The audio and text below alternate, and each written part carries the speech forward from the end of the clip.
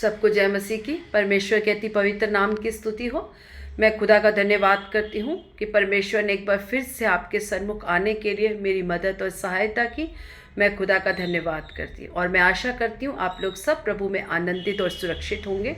मैं खुदा का धन्यवाद करती हूँ और प्रार्थना करती हूँ जितने लोग इन वचनों को सुनते हैं उनके जीवन में ये वचन एक बहुतायत से एक आशीष का कारण होने के लिए मैं प्रार्थना करती हूँ। धन्यवाद करती हैं। आइए हम सरों को झुकाएं और परमेश्वर के आगे हम प्रार्थना करें। आइए हम सरों को झुकाएं। हालेलुया। धन्यवाद यीशु, धन्यवाद सामर्थी पिता परमेश्वर। हालेलुया। धन्यवाद करते हैं खुदा, राजाओं के राजा, प्रभुओं के प्रभु यीशु नासरी, हम आपका धन्यवाद करते हैं। सेनाओं के महान यहोवा परमेश्वर, हम आपका धन्यवाद करते हैं। धन्यवाद करते हैं पिता परमेश्वर, तूने अब तक लेकर चलाया खुदा। इस 2024 में प्रवेश करने के लिए खुदा आपने हमारी मदद और सहायता की। पिता हम आपका धन्यवाद करते हैं। हमारे जीवन की तमाम ज़रूरतों को खुदा आपने उस स्वर्गीय भंडार से पूरा किया। खुदा हम आपका धन्यवाद करते हैं। एक अच्छा जीवन दिया पिता परमेश्वर, हम आपका धन्यवाद करते हैं। धन्यवाद करते हैं पिता परमेश्वर, जितने लोग इन वचनों को सुनते हैं खुदा उन सबको तेरे हाथों में सौंपती हूँ पिता परमेश्वर। ये वचन हर एक के जीवन में बहुतायत से कार्य करने के लिए खुदा हम प्रार्थना करते हैं।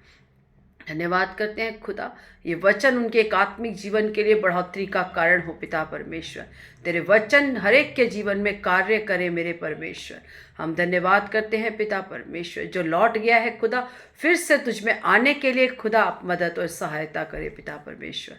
हम धन्यवाद करते हैं आगे के समय को, वचन की सेवकाई को, सब कुछ तेरे हाथों में सौंपते हैं। आपने प्रार्थना सुनी, धन्यवाद। यीशु नासरी के मीठे सामर्थ्य और जीवित नाम से मांगती हूँ, आमेन आमेन आमेन। सबको जय मसीह की। परमेश्वर के अति पवित्र नाम की स्तुति हो। आइए हम वचन की मनादी के लिए आज मत्ती 9 का जब 9 से लेकर 13 तक पढ़ते हैं। वहां से आगे बढ़कर यीशु ने मत्ती नामक एक मनुष्य को महसूल की चौकी पर बैठे देखा और उससे कहा, मेरे पीछे हो ले। वह उठकर उसके पीछे हो लिया। जब वह घर में भोजन करने के लिए बैठा तो बहुत से महसूल लेने वाले और पापी आकर यीशु और उसके चेलों के साथ खाने बैठे।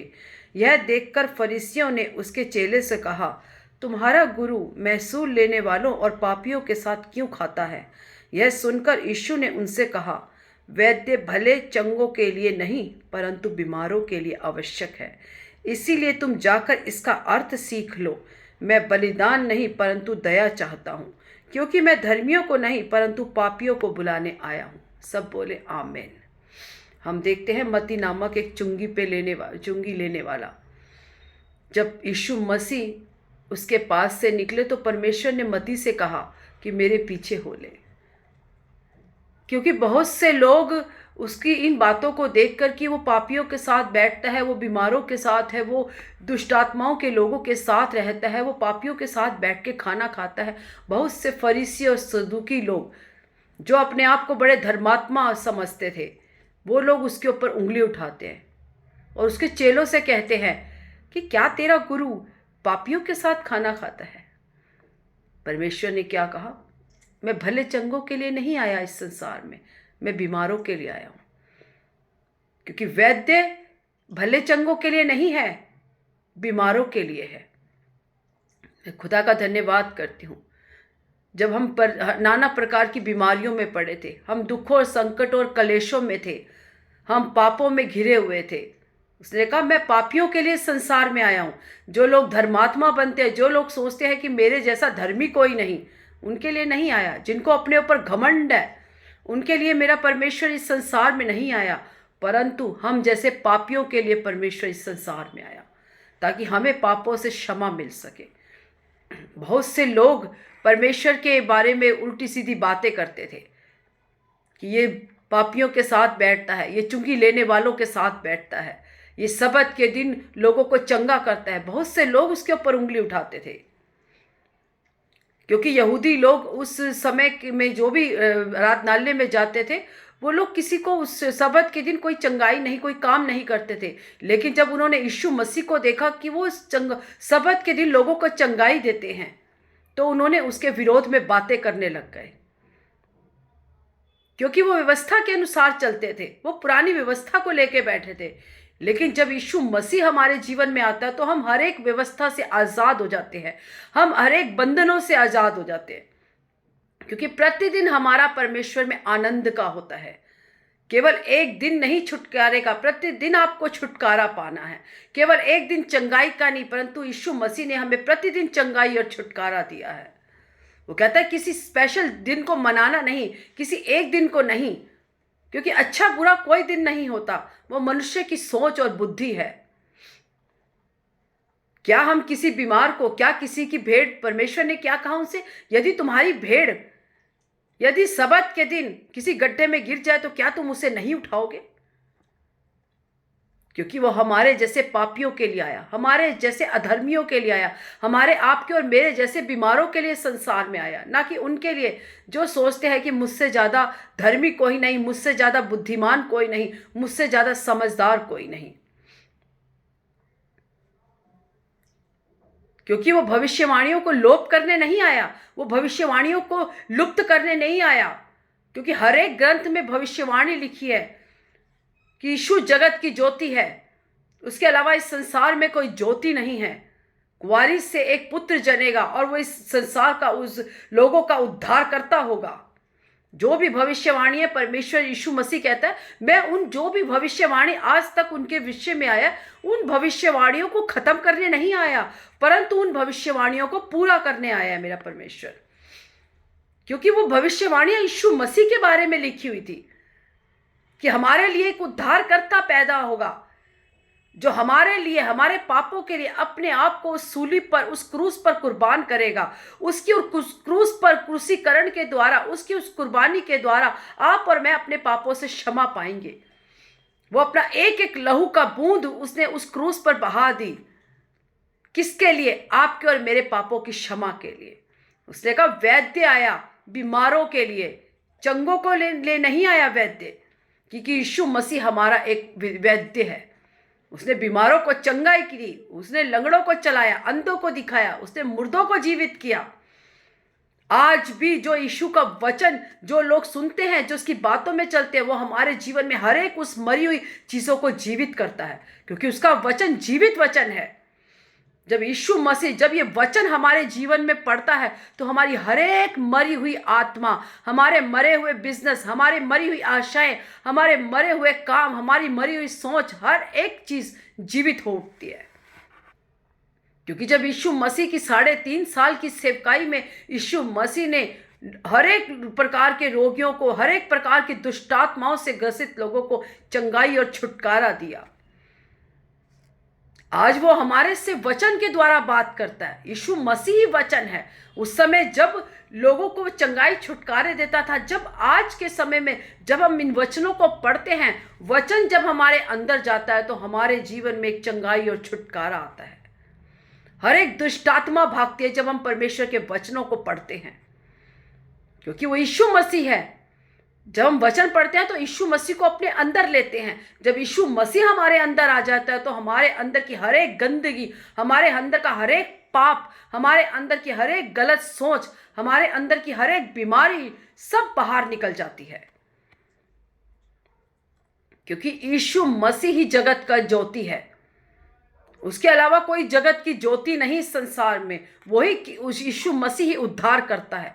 उसने कहा मार्ग, सत्य और जीवन केवल मैं ही हूं, मैं ही उद्धार करता परमेश्वर हूं। उद्धार केवल मेरी ओर से है, मेरे द्वारा ही उद्धार पा सकते हैं। मेरे द्वारा आपके और मेरे जीवन को कोई उद्धार नहीं दे सकता। उद्धार हमें किस चीज से मिलता है? जो हम शैतान के चंगुल से यीशु मसीह ने हमें छुड़ाकर बाहर निकाला, हमने उद्धार पाया, बंधनों से उद्धार पाया, दुष्टात्माओं से उद्धार पाया, अपने उस पापी जीवन से उद्धार पाया। जब हम यीशु मसीह के मार्गों पर चलते हैं, जब हम उसके शिष्य बनते हैं, जब उसकी बातों को मानते हैं, उसके वचनों को पढ़ते हैं, तो हम यीशु मसीह को ग्रहण करते हैं। जब हम यीशु मसीह को ग्रहण करते हैं तो हमारा जीवन एक आनंद का जीवन बन जाता है। ना कोई दुख, संकट, कलेश हमारे जीवन में रहते हैं। हर एक निराशा में वो हमें आशा देने वाला परमेश्वर है, और हम आशा करते हैं कि हमारा परमेश्वर फिर से हमें लेने आएगा। उन लोगों के लिए जो उसकी बाट को जोहते हैं, जो एक विश्वास योग्य जीवन उसके लिए जी रहे हैं, जो उनके वचनों के मुताबिक चलते हैं, ना कि अपनी मन घड़त बातों को बनाकर, वचन को मरोड़ तरोड़ कर, जो वचन को अपने रीति से स्पष्ट बताते हैं। क्योंकि परमेश्वर का वचन कहता है कि इसमें से कोई भी बिंदु ना कोई कोमा हट सकता है। लेकिन आज लोग क्या करते हैं? आज लोग वचन को तोड़ मरोड़ कर उसको अपनी सहूलियत के मुताबिक लोगों को बताते हैं। क्योंकि परमेश्वर का न्याय आने वाला है। परमेश्वर जब उस न्याय सिंहासन पर होगा तो सबसे पहले उन लोगों का न्याय होगा जिन्होंने परमेश्वर के वचन के साथ खिलवाड़ किया, जिन्होंने परमेश्वर के इस पवित्र वचन को मरोड़ तरोड़ कर अपने मुताबिक लोगों को बताया। ये कोई फिल्म की कहानी नहीं है जो आप उसको मोड़ के अपने रीति से किसी को बताएंगे। ये परमेश्वर की पवित्र आत्मा के द्वारा लिखा हुआ पवित्र वचन है। हम बड़े डर और भय और कांपते हुए परमेश्वर के इन वचनों को पढ़े, इसका आदर और सम्मान करें। क्योंकि जब हम परमेश्वर का आदर करेंगे, जब यीशु मसीह का आदर करेंगे, तो हमारा पिता हमारा आदर करेगा। क्योंकि केवल यीशु ही हमारे, आपके और मेरे लिए मरा। आज तक किसी ने आपके और मेरे लिए मरा नहीं। कोई लोग आए मारने, लेकिन यीशु मसीह आपके और मेरे लिए उसने अपने प्राणों को दिया। हर एक जिसने इस संसार में जन्म लिया, किसी ना किसी को मारने के लिए, बदला लेने के लिए, लेकिन यीशु मसीह किसी से बदला नहीं लेने आया। उसने हम पर, आप पर और मुझ पर दया की। उसने आपको और मेरे को देखकर तरस खाया। वो भीड़ों को देखकर तरस खाता था। उसे तरस आता था कि ये भेड़े, इनका कोई चरवाहा नहीं है, इनका कोई रखवाला नहीं है। वो भीड़ को देखकर तरस खाता था उनके ऊपर। आपके और मेरे जीवन को देखकर उस यीशु मसीह ने तरस खाया। उसके तरस खाने से, उसके लहू बहाने से, उसके कोड़े खाने से आप और मैं जीवित हुए। आपने और मैंने जीवन को पाया। आपने और मैंने उस दुष्टात्माओं से छुटकारा पाया। उस पाप के बंधन से आप और मैं आजाद हुए। ना तो अपनी योग्यता से, ना अपने बल से, ना अपने बुद्धि से, ना ज्ञान से, केवल परमेश्वर की दया से। हम लोग उस परमेश्वर का धन्यवाद करें कि उसने अपने इकलौते पुत्र को आपके और मेरे लिए कुर्बान कर दिया। वो कुर्बानी देने आया, किसी को कुर्बान करने नहीं आया। उसने अपने लहू की आखिरी एक बूंद तक उस क्रूस पर बहा दी। उसके लहू बहाने से आपने और मैंने शिफा पाई। आपने और मैंने छुटकारा पाया। आपने और मैंने उस अनंत जीवन को पाया। आप और मैं तो नाश में जाने वाले लोग थे, परंतु परमेश्वर की दया, उसका अनुग्रह, उसकी कृपा आपके और मेरे जीवन में हुई कि उसने हमें उस पाप से खींचकर अपने राज्य में प्रवेश कराया। धन्यवाद करते हैं पिता परमेश्वर। उन झूठे भविष्यद्वक्ताओं पर हाय जो परमेश्वर के वचन को गलत बताते हैं, क्योंकि उनका न्याय होने वाला है। जब हमारा यीशु मसीह बादलों पर राजा की तुरही फूंकते हुए उस राजा की तरह आएगा, तो उन झूठे भविष्यद्वक्ता जिन्होंने परमेश्वर के लोगों को गलत रास्ते पर चलाया, जिन्होंने उसे नाश की ओर डाला, उसकी भेड़ों को, उसका न्याय करने के लिए मेरा परमेश्वर आएगा। और आपको और मुझे जो उस पर भरोसा करते हैं, बादलों पर अपने साथ ले जाने आएगा, ताकि जहां वो रहे वहां आप और मैं भी रहे। हम उसकी बेटा और बेटी हैं, हम उसकी संतान हैं। हम धन्य लोग हैं। हमें घमंड है अपने यीशु मसीह प्रभु पर कि हम उसकी संतान हैं।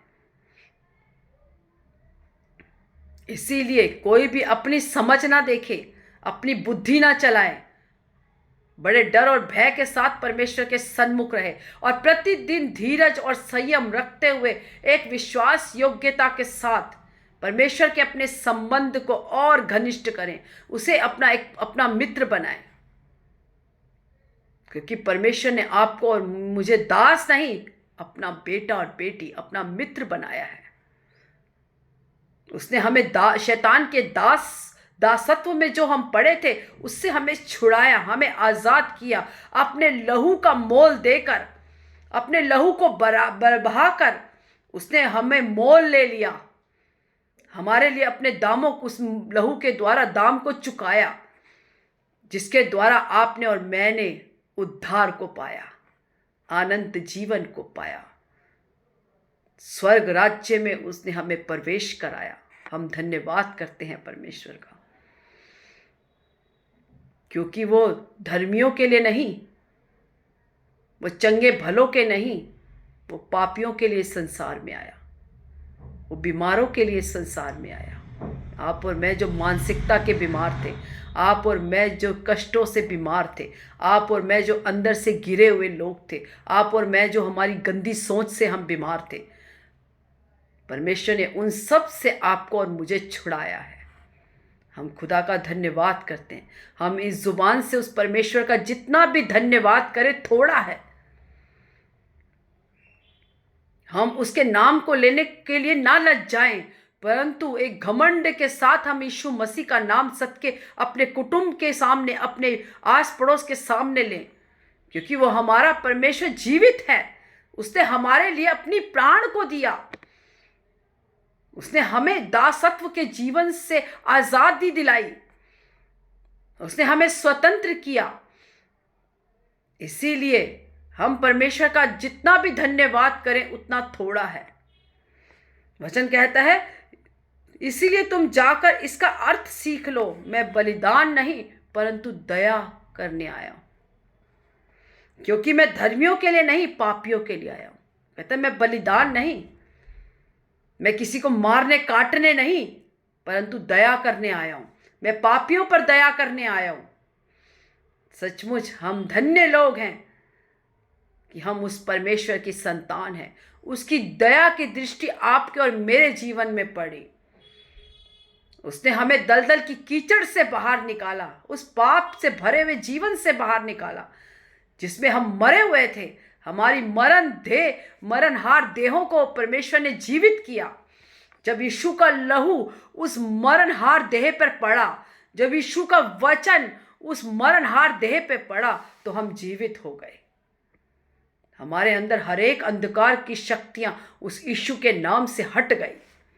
अब हम जीवित हैं, मसीह में जीवित। हम ज्योति की संतान हैं, हम परमेश्वर की संतान हैं। हमें घमंड है कि हम उस यीशु मसीह की संतान हैं। इसीलिए अपने जीवन को परमेश्वर को समर्पण करो। समय बहुत थोड़ा है।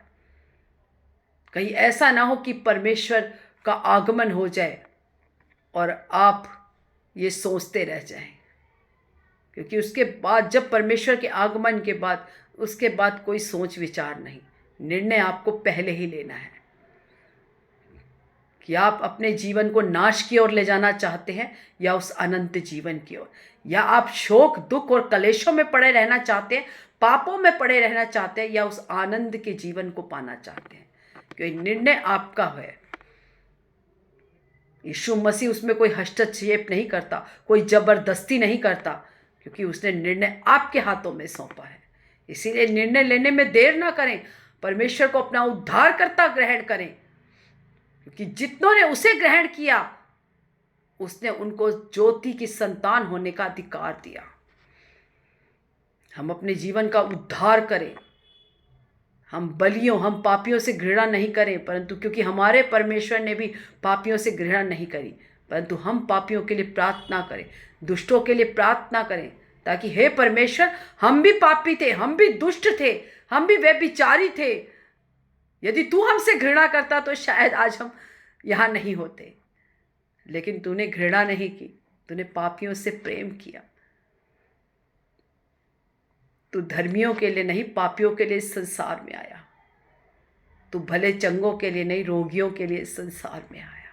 धन्यवाद करती हूँ। सचमुच तेरी दया की दृष्टि हम पर पड़ी। मैं आपका धन्यवाद करती हूँ। धन्यवाद करती हूँ परमेश्वर। मैं प्रार्थना करती हूँ खुदा, जब तक ये सांस है इस जीवन से सदा तेरा धन्यवाद। सच में तूने मुझे नया जीवन दिया, तूने मुझे नई आशा दी। मैं धन्यवाद करती। आइए हम सरों को झुकाएं। ये वचन आप सबके लिए एक आशीष का कारण, एक बढ़ोतरी का कारण। आइए हम सरों को झुकाएं। हालेलुया। धन्यवाद यीशु। सामर्थी पिता परमेश्वर, हम आपका धन्यवाद करते हैं। धन्यवाद करते हैं पिता परमेश्वर, तेरे किए गए भलाई उपकारों, तेरी दया करुणा के लिए धन्यवाद करते हैं।